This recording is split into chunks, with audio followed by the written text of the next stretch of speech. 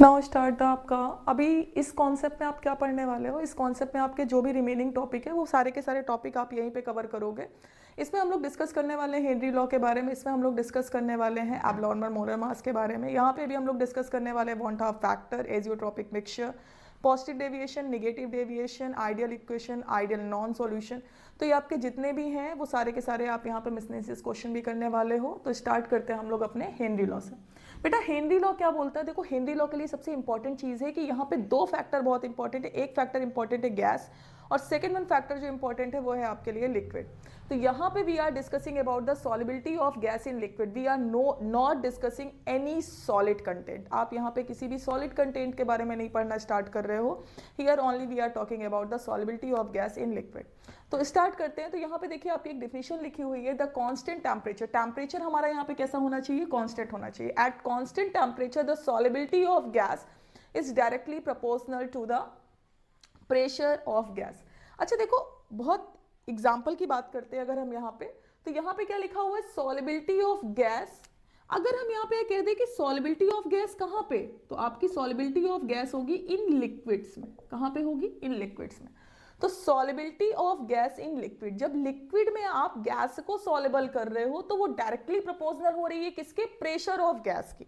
अच्छा हम लोग बात करते हैं यहाँ पे, तो कोल्ड ड्रिंक की बोतल अगर आप लेते हो, कोल्ड ड्रिंक की बोतल इसका सबसे अच्छा एग्जाम्पल है।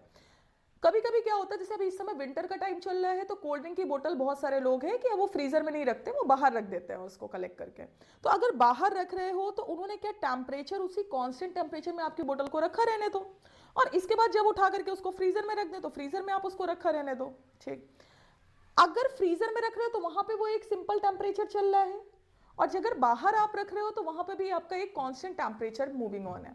तो कांस्टेंट टेम्परेचर मूविंग ऑन है, और उसके ऊपर देखते हो आप उसका कैप बंद है। तो कैप बंद है, it means it produce the pressure. वो क्या अप्लाई कर रहा है वहां पे, प्रेशर अप्लाई कर रहा है। जब वो प्रेशर अप्लाई कर रहा है तो जब स्टार्टिंग में कोल्ड ड्रिंक आप खरीद करके लाते हो, आप उसको पीते हो तो आपको फुल टेस्ट आता है। क्यों टेस्ट आता है, क्योंकि वहां पे जो गैस की सॉलिबिलिटी है वो लिक्विड में प्रॉपरली हो रही है। कैसी हो रही है, प्रॉपरली हो रही है। तो here the solubility of gas in liquid always depend upon the pressure. किस पे डिपेंड करेगी, प्रेशर। अब आप उसका कैप हटा दो, और फॉर एग्जांपल आपके घर में कोई गेस्ट आए, आपने कैप हटा दिया था, पहले पी चुके थे, अब गेस्ट आए, फिर से उसी कोल्ड ड्रिंक की बोतल से आपने कोल्ड ड्रिंक उनको सर्व कर दी। तो अब जब आप कोल्ड ड्रिंक दोबारा पियोगे तो क्या आपको वही एग्जैक्टली टेस्ट आएगा, नहीं आएगा वो टेस्ट। तो क्यों नहीं आ रहा, क्यों, क्योंकि आपने उसके ऊपर से जो प्रेशर आपका एग्जर्ट हो रहा था, उस प्रेशर को आपने क्या कर दिया है, रिमूव कर दिया है। तो प्रेशर हमेशा गैस की सॉलिबिलिटी पे वर्क करता है, जो किस में डिसॉल्व हो रही हो, लिक्विड में डिसॉल्व हो रही हो। इसके बेसिस पे हमारा यहाँ पे आ रहा है solubility directly proportional to pressure of gas. But ऐसा नहीं होता, जब आप इसके न्यूमेरिकल सॉल्व करते हो तो प्रेशर सॉल्बिलिटी ऑफ गैस पे तो डिपेंड करता है, किस पे डिपेंड करता है, सॉल्बिलिटी ऑफ गैस। इसके साथ साथ pressure is also directly proportional to the mole fraction. किस पे डिपेंड करता है, मोल फ्रैक्शन काई पे। तो अभी यहाँ पे आप क्या कर रहे हो, जब आप इसको ओपन करोगे तो here is the constant that is known as a Henry constant, और यहाँ पे आपका आ जाएगा मोल फ्रैक्शन। यहाँ पे मोल फ्रैक्शन भी आ सकता है, यहाँ पे सॉलिबिलिटी भी आ सकती है, यहाँ पे मोलैलिटी भी आ सकती है। तो हमारी यहाँ पे तीन डिफिनीशंस पड़ती हैं, उसके साथ साथ तीन फॉर्मूले भी डेवलप हो जाते हैं, एक्स, एम और पी के साथ साथ अगर हम यहाँ पे लेकर के जा रहे हैं तो यहाँ पे हमारी क्या आ जाएगी, नंबर ऑफ सॉलिबिलिटी। ये तीनों फॉर्मूले आपके न्यूमेरिकल में यूज होने वाले हैं। अब हम बात करते हैं, क्योंकि कभी कभी ऐसा करते हैं ना कि राउल्ट लॉ तो हम लोगों ने प्रीवियसली डिस्कस कर लिया था। अगर हम बात करते हैं हेनरी लॉ की, तो हेनरी लॉ में यहाँ पे पूछता है उसकी एप्लीकेशंस के बारे में। एक नंबर का क्वेश्चन आता है, बट आता है तो हमको पढ़ना है। तो हेनरी लॉ का सबसे पहला एप्लीकेशन आपका लिखा हुआ है in the production of carbonated drink. जितनी भी ड्रिंक्स आती हैं, अच्छा इसीलिए मना किया जाता है कि बच्चों को कोल्ड ड्रिंक्स वगैरह, बच्चों को क्या बड़ों को भी कोल्ड ड्रिंक्स वगैरह प्रेफर नहीं करनी चाहिए। वाई, क्योंकि कोल्ड ड्रिंक में आपकी बहुत सारी कार्बन डाइऑक्साइड होती है। कार्बन डाइऑक्साइड की वजह से, देखो इसका नाम क्या है, कार्बोनेटेड ड्रिंक, मतलब वहां पे CO3 का मिक्सचर है। किसका मिक्सचर है, CO3 का मिक्सचर है।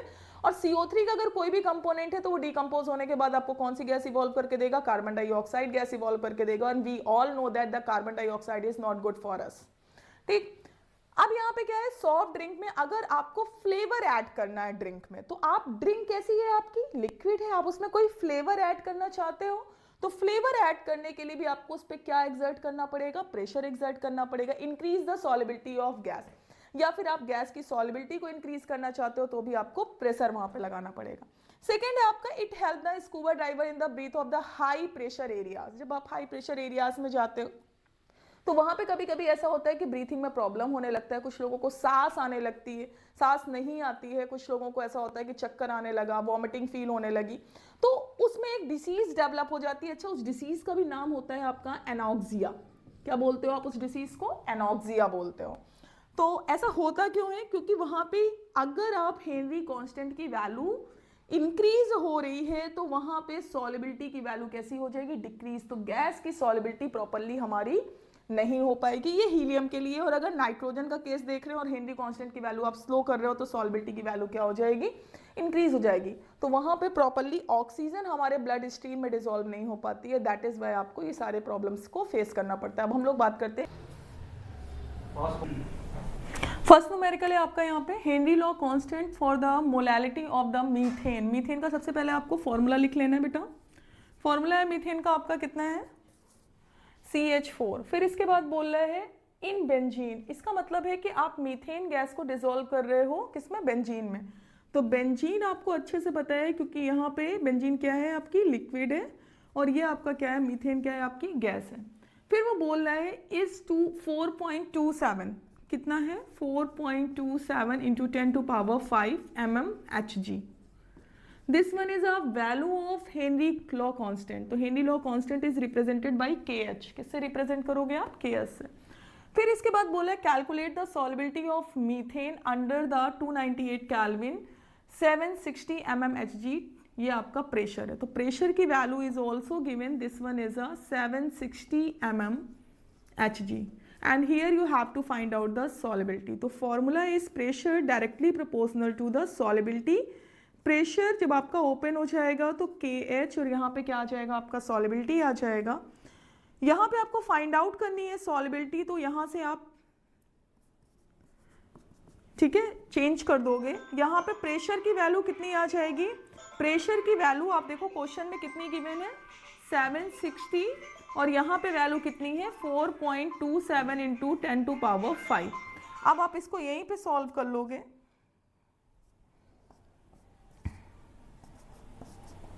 76 4.2 तो आपका ये आ जाएगा 1.73 और ये पावर आपकी ऊपर चलेगी तो पावर कितनी हो जाएगी? 10 टू पावर -3।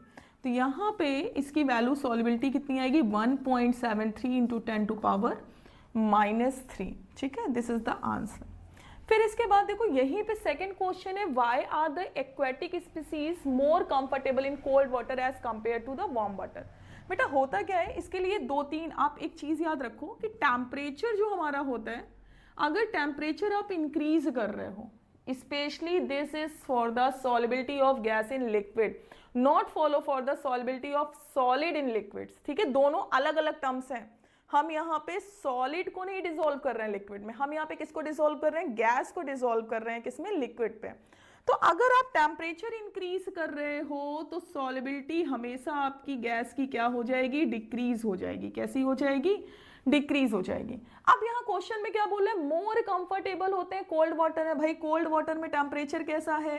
कम है, तो सॉलिबिलिटी कैसी होगी? सॉलिबिलिटी इंक्रीज होगी। सिंपल सा कॉन्सेप्ट है कि ऑक्सीजन है भाई, अगर टेम्परेचर तुम ठंडा कर रहे हो कोल्ड वाटर में तो ऑक्सीजन की सॉलिबिलिटी पानी में क्या हो जाएगी? इंक्रीज हो जाएगी। और we all are the living organism, हम लोगों को सांस लेने के लिए क्या चाहिए? ऑक्सीजन चाहिए। तो इसी वजह से ये हमारी कोल्ड वाटर में ज्यादा कंफर्टेबल होती है as compare to warm water. फिर इसके बाद हमारा नेक्स्ट क्वेश्चन है similarity between the Raoult law and Henry law. Raoult law आपने इसके पहले वाले लेक्चर में पढ़ा हुआ था, हेनरी लॉ अभी यहाँ पढ़ा हुआ है। वो बोल रहे कि दोनों के बीच में सिमिलरिटीज क्या है। देखो वहां पे चाहे नॉन वॉलेटाइल के लिए हो, चाहे हम यहाँ पे बात करें प्रेशर की, दोनों में एक सबसे कॉमन सिमिलरिटीज होती है कि दोनों डायरेक्टली प्रोपोर्शनल होते हैं मोल फ्रैक्शन के। किसके डायरेक्टली प्रोपोर्शनल होते हैं? मोल फ्रैक्शंस के। तो यहाँ पे आपकी दोनों के बीच में सिमिलरिटी क्या है? दोनों के बीच में आपकी सिमिलरिटीज है कि दोनों हमारे डायरेक्टली प्रोपोर्शनल है किसके? मोल फ्रैक्शन के। किसके डायरेक्टली प्रोपोर्शनल है? मोल फ्रैक्शन के। ठीक है, फिर इसके बाद नेक्स्ट क्वेश्चन है आपका which of the following analogy is correct. ये जो आपके 4 टर्म्स दिए हुए हैं इनमें से कौन सी एनालॉजी करेक्ट है? सबसे पहली एनालॉजी आपकी सोडा वाटर। जो सोडा वाटर होता है, सोडा वाटर आप सब लोग जानते होंगे, वो बोल रहे हैं क्या लिक्विड को गैस में डिसॉल्व कर रहे हैं, हाँ भाई चलो लिक्विड को गैस, फिर इसके बाद एयर गैस को सॉलिड में डिसॉल्व कर रहे हैं, बिल्कुल एयर में कहीं आपका सॉलिड नहीं होता है, तो आपका फर्स्ट एनालॉजी क्या हो गया, इनकरेक्ट हो गया। सेकेंड एनालॉजी है Henry law, pressure is equal to K H X, of course अभी आप लोगों ने पढ़ रखा हुआ है तो ये तो सही है। राउट लॉ देख लेते हैं, राउट लॉ में बोल रहा है जो प्रेशर है पार्शियल प्रेशर वो उसका मोल फ्रैक्शन और उसके पार्शियल प्रेशर के कंपोनेंट के इक्वल होता है, ऑफकोर्स ये इक्वल होता है, हम लोगों ने पिछले न्यूमेरिकल्स में पढ़ा हुआ था, तो ये आपका करेक्ट हो जाएगा, बाकी का कोई मतलब नहीं है बट फिर भी एक बार देख लेते हैं। नेक्स्ट है हाइपोटोनिक, हाइपोटोनिक में बोल रहा है बेटा लेस कंसंट्रेशन, हमने आपको बताया था ऑफकोर्स हाइपोटोनिक में लेस, क्योंकि दो होते हैं कंसंट्रेशन के बेसिस पे, एक होता है हाइपरटोनिक और एक होता है हाइपोटोनिक, हाइपोटोनिक में कंसंट्रेशन कम होती है, हाइपरटोनिक में कंसंट्रेशन ज्यादा होती है, तो ये तो करेक्ट है। आगे देख लो, आइसोटोनिक मोर कंसंट्रेशन, ना भाई आइसोटोनिक का मतलब क्या होता है कि अगर हमारे पास दो सॉल्यूशन है तो दोनों की कंसंट्रेशन रिमेन्स कैसी होनी चाहिए, कांस्टेंट होनी चाहिए, सेम होनी चाहिए, तो यहां पे ये गलत हो रहा है। फिर यहां पे है ethanol and water immiscible liquid, ये तो सबसे बड़ा गलत है। क्यों गलत है, देखो सबको पता है कि आजकल हमारा जो सराउंडिंग है उसमें बहुत ज्यादा लोग अल्कोहलिक होते हैं। कैसे होते हैं अल्कोहलिक, तो अल्कोहलिक में तो सब अल्कोहल नीट तो पिएंगे नहीं, सारे के सारे अल्कोहल किसमें मिला के पीते हैं, पानी मिला करके पीते हैं, तो इमिसिएबल लिक्विड होता तो कैसे मिक्स हो जाता बेटा, तो ये तो यहीं पे इनकरेक्ट हो रहा है। फिर इसके बाद बोल रहा है यहाँ पे ये C6H5OH दिया हुआ, ये अल्कोहल नहीं है, ये आपका फिनॉल है, फिनॉल को अगर पानी में मिलाओगे तो एजियोट्रोपिक मिक्सचर है, बिल्कुल नहीं है। क्यों नहीं है सुनिएगा, क्योंकि एजियोट्रोपिक का मतलब होता है कि जहां पे ये बाइनरी मिक्सचर होता है, बाइनरी का मतलब होता है टू कंपोनेंट मिक्स होते हैं, और वो लिक्विड में जिस क्वांटिटी में है, जिस कंपोजिशन में है, जब वो वेपर में कन्वर्ट हो तो वो एग्जैक्टली आपको उसी कंपोजिशन में मिलने चाहिए, वो होते हैं एजियोट्रोपिक, तो ये भी आपका क्या हो जाएगा, इनकरेक्ट हो जाएगा। इनसे बहुत ज्यादा क्वेश्चन तो नहीं पूछे जाते, लेकिन हाँ 1 नंबर का क्वेश्चन या 2 नंबर का क्वेश्चन आपका जरूर पूछा जाता है। 1 नंबर का तो कंपलसरी है, जो आना ही आना है। वांट ऑफ फैक्टर ज्यादा इंपॉर्टेंट है। वांट ऑफ फैक्टर का मतलब क्या होता है कि अगर कोई भी सॉल्यूट पार्टिकल आपका कहीं पे भी डिसोसिएट हो रहा हो या फिर एसोसिएट हो रहा हो, जैसे फॉर एग्जाम्पल आपने एक गिलास में कुछ लिया और उसमें कोई भी सॉल्यूट डाल दिया, अब आपने बोला कि फॉर एग्जाम्पल यहाँ पे 2.5 ग्राम एसोसिएट हो गया होगा या 3 पॉजिटिव एंड 2 नेगेटिव, ये आपका एस्टिमेशन था, that is not a purely calculated value, ठीक है। तो वो चाहे एसोसिएट हो रहा हो, जैसे आपने किसी का क्रिस्टलाइजेशन करवा दिया, तो क्रिस्टलाइजेशन में क्या हो गई वैल्यू, वहां पे तो वैल्यू आपकी कैसी हो गई, पॉजिटिव में आ गई, ठीक है, एक कंपोनेंट ओवरऑल आ गया।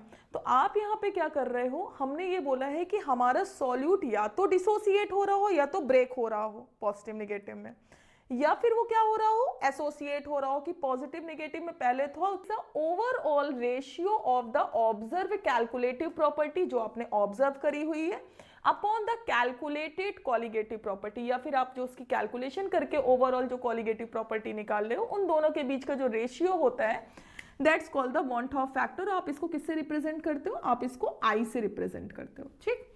अभी हम इसके क्वेश्चंस करेंगे, तो क्वेश्चन में आपको आराम से समझ में आ जाएगा कि कॉलिगेटिव प्रॉपर्टी कैसे फाइंड आउट करते हैं for the van't Hoff factor. अब यहाँ पे आता है हमारा abnormal molar mass. Abnormal molar mass बड़ा कंफ्यूजिंग है, लेकिन आप देखोगे ध्यान से तो आपको आराम से समझ में आ जाएगा। जैसे यहाँ पे लिखा हुआ है when the molar mass of a substance determine, जब आप किसी सब्सटेंस का मोलर मास आइडेंटिफाई करते हो, मोलर मास समझ गए ना, जैसे CaCl2, तो CaCl2 का मोलर मास आप फॉर्मूले से फाइंड आउट कर लेते हो, या फिर फॉर एग्जांपल ग्लूकोज का मोलर मास फाइंड आउट कर लेते हो। तो वो क्या बोल रहा है कि जब किसी सब्सटेंस का आप मोलर मास डिटरमाइन करते हो by using any colligative property, आप कोई भी कॉलिगेटिव प्रॉपर्टी को यूज करके, कॉलिगेटिव प्रॉपर्टी वही 4 कॉलिगेटिव प्रॉपर्टी, पहली एलिवेशन ऑफ बॉइलिंग पॉइंट, दूसरी डिप्रेशन इन फ्रीजिंग पॉइंट, तीसरी ऑस्मोटिक प्रेशर और चौथी लोअरिंग ऑफ वेपर प्रेशर। तो आप कोई भी कॉलिगेटिव प्रॉपर्टी का यूज करके जब मोलर मास, क्योंकि जितनी भी कॉलिगेटिव प्रॉपर्टी है सब में मोलर मास आपको लिखना ही लिखना है, वहां से जब आप मोलर मास कैलकुलेट करते हो तो वो लिखा है कि कुछ डिफरेंट होती है उसकी थ्योरेटिकल एक्सपेक्टेड मोलर मास से। जैसे मोलर मास 140.02 है, आपने वहां पे कैलकुलेट करी वैल्यू 140, ठीक, तो वो जो 0.02 का डिफरेंस है, क्या है डिफरेंस, मींस ये आपकी कैलकुलेटेड और एक्सपेक्टेड वैल्यू कुछ और होगी, तो उनके बीच का जो डिफरेंस होता है that substance molar mass is called the abnormal molar mass. Abnormal का मतलब समझे ना, that is something different. Different क्यों हुआ? क्योंकि वहां कैलकुलेशन से कर रहे हो तो कुछ ना कुछ वैल्यू मोलर मास की क्या हो जाएगी, वेरी कर जाएगी। यहाँ स्टार्ट करते हैं आपके क्वेश्चन। ये सारे के सारे क्वेश्चन वॉन्ट हाफ फैक्टर से रिलेटेड है। देखो फर्स्ट क्वेश्चन है डिटरमाइन द ऑस्मोटिक प्रेशर। अभी बोलोगे कि मैम ऑस्मोटिक प्रेशर डिटरमाइन करना, ये क्वेश्चन तो हमारा ऑस्मोसिस से है। बेटा ऑस्मोसिस से नहीं है ये वाला क्वेश्चन। क्यों नहीं है ऑस्मोसिस से, वो भी ध्यान से देखो, क्योंकि यहाँ पे ऑस्मोटिक प्रेशर के बाद वो बोल रहा है bye dissolving the 25 gram of K2SO4। तो यहाँ पे आपने सबसे पहले क्या लिख लिया, K2SO4। ठीक, K2SO4 कितना दे रहा है बेटा, 25 mg, ठीक है, मिलीग्राम में। तो सबसे पहला काम आपका होना चाहिए कि मिलीग्राम को किस में कन्वर्ट कर लो, ग्राम पे। तो ग्राम पे कन्वर्ट करने के लिए क्या करोगे, 10 to 100 से क्या कर दोगे, डिवाइड कर दोगे। तो आपका कितना आ जाएगा, ठीक है, या फिर आप इसको यहीं पे लिख दो 25 मल्टीप्लाई 10 to पावर -2। ये वैल्यू आपकी किस में चली जाएगी, ग्राम में, अदरवाइज 0.0025। ठीक, फिर इसके बाद वो बोल रहा है क्वेश्चन पे 25 degrees assuming that the completely dissociate और 2 लीटर, तो it means volume is given which is how much, 2 litre. ठीक, फिर क्वेश्चन में बोल रहा है कि कंप्लीटली डिसोसिएट हो रहा है। तो कंप्लीटली डिसोसिएट के लिए आप यहाँ पे लिख लीजिए K2SO4। K2SO4 को डिसोसिएट कर दीजिए। तो जब आप इसको डिसोसिएट करेंगे तो ये डिसोसिएट होगा 2K positive plus SO4 double negative. ठीक, अब सबसे पहले इसके लिए क्या निकालोगे, जब भी वो डिसोसिएशन की या एसोसिएशन की बात करता है तो सबसे पहले आपको यहीं पे निकालना होता है अपना वॉन्ट हाफ फैक्टर I, जिसका फॉर्मूला क्या होगा, ये जो भी पार्टिकल है आफ्टर डिसोसिएशन या एसोसिएशन अपॉन बिफोर डिसोसिएशन कितना था। ठीक है, इसको याद रखिएगा। अभी आप खुद सोचो आफ्टर डिसोसिएशन कितना था, तो 2 ये रहा, यहां पे कुछ नहीं है, इसका मतलब है द क्वांटिटी इज 1। तो 2 और 1 कितना हो गया, यहां पे 3 हो गया। ठीक, और यहां पे डिसोसिएट होने के पहले कैसा था, ये यहां पे कोई क्वांटिटी है क्या, नहीं है, तो इसका मतलब अंडरस्टूड है कितनी रही होगी, 1। तो यहां पे वॉन्ट हाफ फैक्टर की वैल्यू कितनी आ गई, 1। आई की वैल्यू कितनी आ गई, 1। अब आपका बोल रहा है osmotic pressure. Osmotic pressure is equal to क्या होता है, CRT। C क्या होता है, N/VRT। ये आप पहले भी पढ़ चुके हैं, है ना। N क्या होता है, given mass upon molar mass volume RT। अब जब भी ये डिसोसिएशन की बात करें तो कुछ नहीं करना है, इसके जस्ट आगे आपको अपना वॉन्ट हाफ फैक्टर लगा देना है। तो यहां पे क्या आ जाएगा, I की वैल्यू कितनी आ गई बेटा, 1 आ गई। अब W क्या है हमारा, given mass. Given mass question में कितना था, आप खुद देखिए, 25 मल्टीप्लाई 10 to पावर -2। R आपका क्या होता है, गैस कांस्टेंट वैल्यू कितनी है, 0.0821। Temperature is here also given, which one is 25 degree centigrade. You have to convert the 250 25 degree centigrade. तो आप यहाँ पे टेम्परेचर को क्या कर लेंगे, कन्वर्ट कर लेंगे। 25 प्लस 273, तो आपका कितना आ जाएगा, 298 केल्विन अपॉन मोलर मास। यहाँ पे कितना है, मोलर मास नहीं हम लोगों ने अभी कैलकुलेट किया, तो मोलर मास यहाँ से कैलकुलेट कर लीजिए। मोलर मास पोटेशियम का होता है आपका 39, quantity is how much, 2। Sulphur का कितना होता है, 32। ऑक्सीजन कितना है, 16, क्वांटिटी इज 4। आप ओवरऑल कैलकुलेट करेंगे तो आपका कितना आ जाएगा, 174। अभी कभी कभी लगता होगा ना कि मैम ऐसे लिख देती है, जब आप भी बहुत बार क्वेश्चन को सॉल्व करेंगे तो आपको वैल्यूज याद हो जाएंगी अपने आप। तो मोलर मास आपका कितना आ गया, 174। Volume is how much, this one is 2 litre. Litre में लिखते हैं तो लीटर से कोई दिक्कत नहीं है। अब इसको थोड़ा सा सॉल्व कर लीजिए।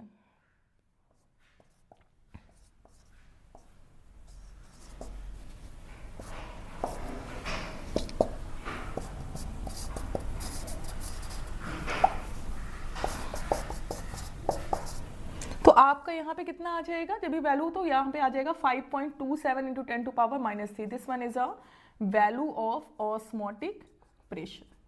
अच्छा देखो, कुछ लोग यहाँ पे ऑस्मोटिक प्रेशर डायरेक्टली फॉर्मूला लग के निकाल देते हैं, उनको लगता है कि आंसर तो तब भी इतना ही आएगा।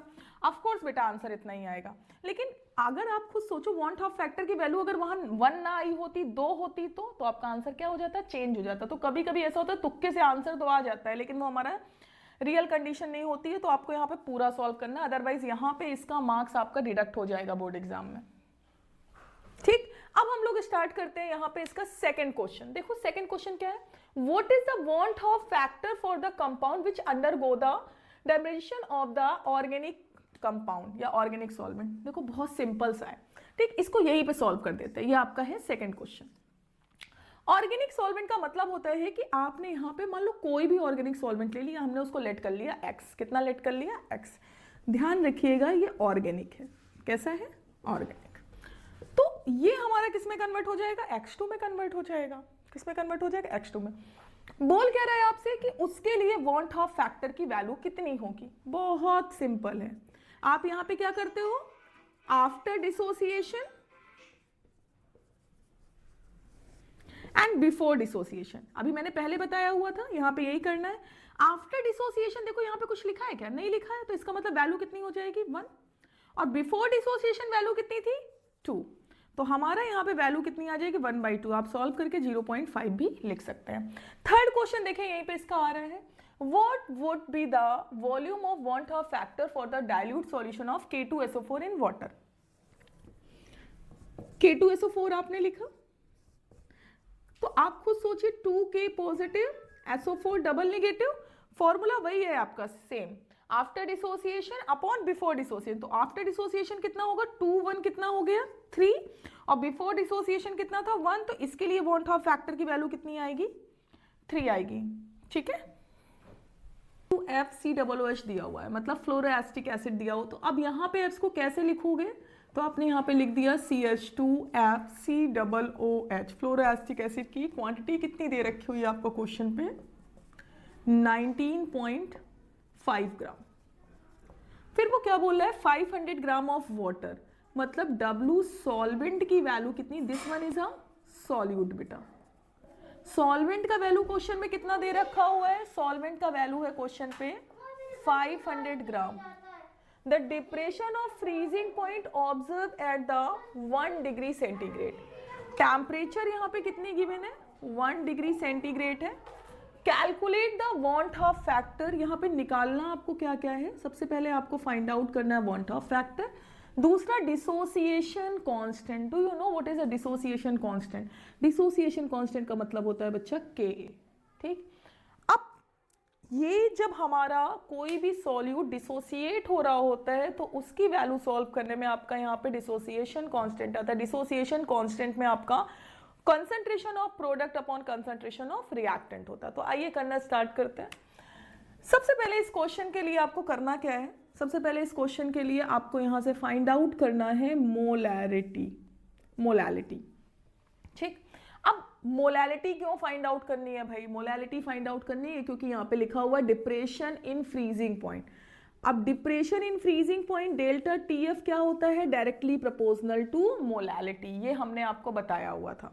तो मोलैलिटी जब आप इसको सॉल्व करते हो तो आपको भी अच्छे से पता है कि आप इसको सॉल्व करने में यहाँ पे क्या आ जाता है KF क्या है, यहाँ पे फ्रीजिंग कांस्टेंट है, और यहाँ पे क्या आ जाता है आपका मोलैलिटी। अब यहां से आप कैलकुलेट करने वाले हो, जब इसमें क्या लिखा हुआ है डिसोसिएशन हो रहा है, डिसॉल्व हो रहा है, तो डिसोसिएशन के लिए आप यहाँ पे delta TF is equal to IKFM कर दोगे। क्या कर दोगे, IKFM। अब I आपको फाइंड आउट करना है वांट ऑफ फैक्टर, ये देखो ध्यान से, तो आप इसी को यहीं पे चेंज कर लो, delta TF is equal to क्या हो जाएगा KFM, ठीक। तो आप यहाँ पे क्या फाइंड आउट करने वाले हो, सबसे पहले मोलैलिटी। आइए मोलैलिटी फाइंड आउट करते हैं। मोलैलिटी का फॉर्मूला क्या होता है, मोलैलिटी का फॉर्मूला होता है number of moles upon mass of solvent. करने के लिए आप क्या करोगे, given mass upon molar mass. Given mass question में देखो कितना गिवन था, गिवन मास क्वेश्चन में गिवन था आपका 19.5। मोलर मास, तो मोलर मास के लिए आप अपने फॉर्मूले पे फोकस करिए। फॉर्मूले पे फोकस करेंगे तो यहाँ पे आप देख रहे हो कार्बन का 12 होता है, इसके बाद हाइड्रोजन का 1 होता है, फ्लोरीन का 19 होता है, कार्बन अगेन 12, ऑक्सीजन का 2 है, 16 + 16 1 ओवरऑल कैलकुलेट कर दोगे तो कितना आ जाएगा 78। तो यहाँ पे इसकी वैल्यू कितनी आ जाएगी 78। तो नंबर ऑफ मोल्स, इसको सॉल्व कर लेंगे आप, 0.25 आ जाएगा। कितना आ जाएगा 0.25। अब आप खुद ध्यान से यहाँ पे देखिए कि molality is equal to number of moles कितने आ गए 0.25। मास ऑफ सॉल्वेंट कितना गिवन था 500, कन्वर्ट कर लीजिए इसको केजी में, 1000 से इधर कर देंगे आप, 0.5 आ जाएगा। कितना आ जाएगा? 0.5। फिर इसके बाद अच्छा देखो ये क्या था? मोल था, तो आप यहाँ मोल लिख सकते हो, और ये केजी था नीचे, केजी जब ऊपर जाएगा तो आपका क्या हो जाएगा? KG inverse. तो ये यहाँ पे इसकी यूनिट भी आ जाएगी। फिर आपका यहाँ से ये आ गया। अब आप इसके लिए अमाउंट ऑफ फैक्टर कैलकुलेट कर रहे हो, तो डेल्टा टीएफ की वैल्यू देखो यहाँ पे कितना है? 1 डिग्री सेंटीग्रेड। ठीक है भाई। फिर इसके बाद यहाँ पे देखिए के एफ की वैल्यू कितनी दे रहा है क्वेश्चन पे? के एफ की वैल्यू यहाँ पे क्वेश्चन पे यहाँ पे दे रहा था 1.86, और फिर इसके बाद मोलैलिटी अभी आपने फाइंड आउट करी 0.5। तो यहाँ से आप कैलकुलेट कर लोगे किसकी वैल्यू? आई की वैल्यू कैलकुलेट करोगे।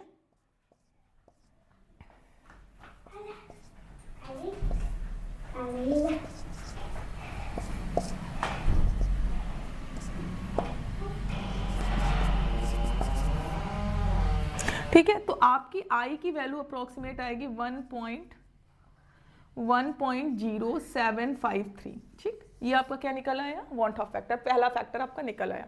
दूसरा आप कैलकुलेट करने जा रहे हैं क्या? दूसरा आप कैलकुलेट करने जा रहे हैं यहाँ पे डिसोसिएशन कांस्टेंट। देखो डिसोसिएशन कांस्टेंट के लिए आप कैसे करोगे? तो डिसोसिएशन कांस्टेंट के लिए सबसे पहले आप अपना लिखोगे प्रोडक्ट जो भी था आपके पास। आपके पास प्रोडक्ट क्या था? CH2FCOOH, CH2FCOOH। अब उठा करके इसको क्या कर दो? डिसोसिएट कर दो। तो डिसोसिएट कैसे करोगे? CH2FCOO negative and H positive, ये आपका डिसोसिएट हो गया।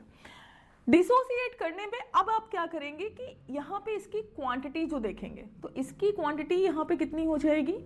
0.5, 0.5, और ये हमारी आ जाएगी 0.51 माइनस अल्फा। ठीक, अब यहाँ पे देखो इसके लिए नेक्स्ट टाइम पे क्या करोगे? तो नेक्स्ट टाइम पे ये भी हमारी कैसी हो जाएगी? Alpha and alpha. फिर इसके बाद क्या करना है? तो इसके बाद के लिए आपका जो फॉर्मूला आ जाएगा वो यहाँ पे कितना आ जाएगा? 0.51 प्लस अल्फा। क्यों? क्योंकि ये ओवरऑल था जो आपकी और इसके बाद नीचे कितनी आ जाएगी? 0.5। तो इसके लिए आई की वैल्यू हमारी कितनी आ जाएगी? 1 प्लस अल्फा। कितनी आ जाएगी? 1 प्लस अल्फा, क्योंकि 0.5 से 0.5 क्या हो जाएगा? कैंसिल हो जाएगा। ठीक, अब इसके लिए अल्फा निकालने के लिए आप क्या कर दोगे? तो अल्फा निकालने के लिए आ जाएगा, देखो अल्फा आपका इधर ही है, आई इधर है, तो आई माइनस 1।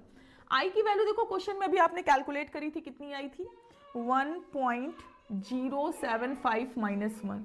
तो यहाँ पे अल्फा की वैल्यू कितनी आ जाएगी आपकी? अल्फा की वैल्यू आ जाएगी 0.075। कितनी आ जाएगी? 0.075। This one is a value of alpha. किसकी वैल्यू आ जाएगी? अल्फा की वैल्यू। फिर आप क्या निकाल रहे हो यहाँ पे? आप यहाँ पे निकाल रहे हो डिसोसिएशन कांस्टेंट। ये तो डिसोसिएशन कांस्टेंट के लिए पहले यहाँ पे वैल्यू कितनी लिखी हुई थी? तो वैल्यू थी यहाँ पे 0.5 अल्फा प्लस 0.5 अल्फा अपॉन, ये वैल्यू हमारी कैलकुलेट होकर के आ जाएगी 0.51 माइनस अल्फा। फिर अल्फा की वैल्यू ऑल्सो आप फाइंड आउट कर चुके हो, कितनी आ गई अल्फा की वैल्यू? 0.75। तो हमारा यहाँ पे आ जाएगा कि alpha 0.5 multiply 0.075 plus 0.5 multiply 0.075 upon 0.51 minus 0.075। उसके बाद जब आप के अल्फा यहां से कैलकुलेट करोगे, 5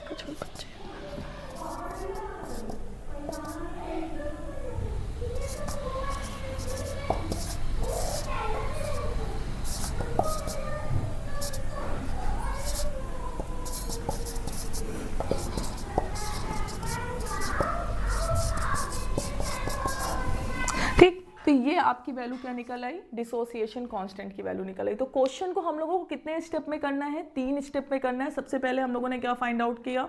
देखो सबसे पहला फॉर्मेट आपका होना चाहिए, जब क्वेश्चन कुछ नहीं समझ में आ रहा हो तो सबसे पहला फॉर्मेट होना चाहिए आपका कि आप जो भी गिवन हो वो गिवन लिख दो। दूसरा होना चाहिए गिवन में जो जो पूछ रहा हो उसके फॉर्मूले लिख दो। आपने यहाँ पे फॉर्मूला लिखा, फॉर्मूले में जो वैल्यू आपकी क्लासीफाई नहीं हो वो कर दो। आप मोलर मास तो कैलकुलेट कर ही सकते हो, उतना कर दो। उसके बाद अब वो जो क्वेश्चन है बोल रहा है धीरे धीरे आप आगे बढ़ते जाओ। तो सबसे पहले आपने यहाँ पे क्या निकाला? Want half. चैप्टर में हम लोग लास्ट मोमेंट कर रहे हैं। ठीक है, लास्ट में चलते चलते अब ये टॉपिक है आपका, ये भी 1 नंबर देता है आपको लेकिन पूछा जाता है। ये टॉपिक है आपका ideal solution and non ideal solution से। देखो आइडियल नॉन आइडियल के लिए बहुत सिंपल सी कंडीशन है, आप दोनों लॉ पढ़ चुके हो, आप राउल्ट लॉ पढ़ चुके हो, आप हेनरी लॉ पढ़ चुके हो। तो जो लॉ आपके, देखो यहाँ पे लिखा हुआ है एक चीज, wide range of concentration, means किसी भी कंसंट्रेशन पे राउल्ट लॉ हेनरी लॉ को फॉलो करते हैं वो सारे के सारे आपके आइडियल सॉल्यूशंस होते हैं। और जो एट एनी कंसंट्रेशन, किसी भी कंसंट्रेशन पे राउल्ट लॉ और हेनरी लॉ को फॉलो नहीं करते हैं, that's called the non ideal solution. क्या बोलते हो आप उनको? Non ideal. अच्छा कैसे? तो इसके लिए जब भी आपको मान लो ये सब नहीं आ रहा, कोई बात नहीं, आप वहां पे क्या करोगे, डेल्टा एच मिक्सिंग, मतलब अगर आप वहां पे कुछ भी दूसरे सॉल्यूशन कंसंट्रेशन को मिक्स कर रहे हो, क्योंकि आप यहाँ पे क्या लिख रहे हो, वाइड रेंज ऑफ कंसंट्रेशन, अगर आप कंसंट्रेशन को मिक्स कर रहे हो और मिक्स करने पे उसका जो enthalpy which is equal to the zero, तो आप बोल दोगे कि ये हेनरी लॉ राउल्ट लॉ को फॉलो कर रहा है। और यहाँ पे वॉल्यूम भी हमारा कैसा आना चाहिए, इज इक्वल टू जीरो। तो ये जो मैथमेटिकल एक्सप्रेशन है ये आपके लिए बहुत इंपॉर्टेंट है। यहाँ पे जस्ट आप इसका क्या कर रहे हो, रिवर्स, आप क्या कर रहे हो, delta H not equal to zero and delta volume is also not equal to zero. मतलब अगर आप मिक्सिंग कर रहे हो कंसंट्रेशन की तो ये जीरो के इक्वल नहीं होगा। It means these are not obey the Raoult law and Henry law, and these are obey the Raoult law and Henry law. That is we can say that these are known as a ideal and these are known as a non ideal. दूसरा question आपका इससे पूछता है कि कुछ examples आपको दे देता है कि फॉर एग्जांपल एथेनॉल और मेथेनॉल मिक्स कर दिया गया, तो जो इसका सॉल्यूशन है वो आइडियल है कि नहीं है, नॉन आइडियल। तो देखो सबसे पहले इंपॉर्टेंट बात करते हैं, आइडियल में आपके ये 3 एग्जांपल हैं जो बहुत पूछे जाते हैं और स्पेशली इन्हीं में से आपको क्वेश्चन मिल भी जाएगा। पहला है आपका मेथेनॉल और एथेनॉल। मेथेनॉल और एथेनॉल का जो सॉल्यूशन होता है ये राउल्ट लॉ हेनरी लॉ को फॉलो करता है, तो this is an example of ideal. Second है आपका n hexane and n heptane. अच्छा इसकी जगह पे अगर ऑक्टेन कर दे तो कंफ्यूज नहीं होना है, आप कर सकते हो। अगर वो एल्केन का पार्ट है इसका मतलब है कि वो भी हमारा किसका पार्ट हो रहा है, आइडियल सॉल्यूशन का पार्ट हो रहा है, तो सेकंड भी आपका आइडियल का पार्ट है। थर्ड है आपका mixture of benzene and C6H5CH3, that's called the टाउलिन। तो टाउलिन और बेंजीन को अगर मिक्स कर रहे हो तो ये भी आपका आइडियल कंडीशंस को फॉलो करता है, राउल्ट एंड हेनरी लॉ को फॉलो करता है, तो ये भी आपका एग्जांपल है किसका, आइडियल सॉल्यूशन का। ये तीनों एग्जांपल्स बहुत पूछे जाते हैं।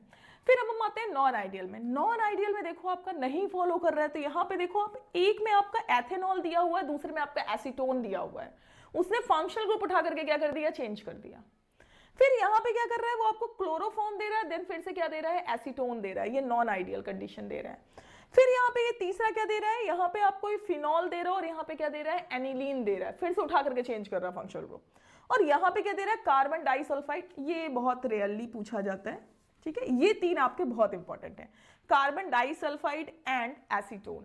ये सारे के सारे एग्जांपल आपके किसके हैं, नॉन आइडियल के। क्वेश्चन है the solution of chloroform in die ethyl ether. ठीक है, आप क्या कर रहे हो, डाई एथिल ईथर में, डाई एथिल का फॉर्मूला तो आपको पता ही होगा, फिलहाल यहाँ फॉर्मूले से कोई मतलब नहीं है। डाई एथिल का मतलब C2H5, ईथर लगा रहे हो तो ईथर ग्रुप में क्या होता है, बीच में O आ जाता है, क्या आ जाता है, बीच में O आ जाता है, तो ये आपका डाई एथिल ईथर हो गया। डाई एथिल ईथर पे क्या मिला रहे हो, क्लोरोफॉर्म मिला रहा है, भाई ठीक है, हमने इसमें क्या मिला दिया, क्लोरोफॉर्म मिला दिया। तो वो बोल रहा है कि ये क्या करेगा, ये राउल्ट लॉ को फॉलो करेगा। भाई राउल्ट लॉ को फॉलो नहीं करेगा, क्योंकि अभी हम लोगों ने थोड़ी देर पहले पढ़ा हुआ था कि राउल्ट लॉ को जो भी फॉलो करे वो हमारे कैसे होंगे, आइडियल सॉल्यूशन होंगे। तो यहाँ पे क्लोरोफॉर्म है, क्लोरोफॉर्म तुरंत आपका चला जाएगा वहां से, तो कैसे फॉलो कर लेगा ये। इसके बाद सेकंड है, तो हमारा फर्स्ट वाला तो यहीं पे क्या हो जाएगा, रॉन्ग हो जाएगा। सेकंड बोल रहा है show the positive deviation of Raoult law. Positive deviation भी नहीं दे पाएगा, क्यों नहीं दे पाएगा पॉजिटिव, देखो यहाँ पे हमने कुछ लिखा हुआ है, यहाँ पे क्या लिखा हुआ है, निगेटिव डेविएशन, पॉजिटिव डेविएशन।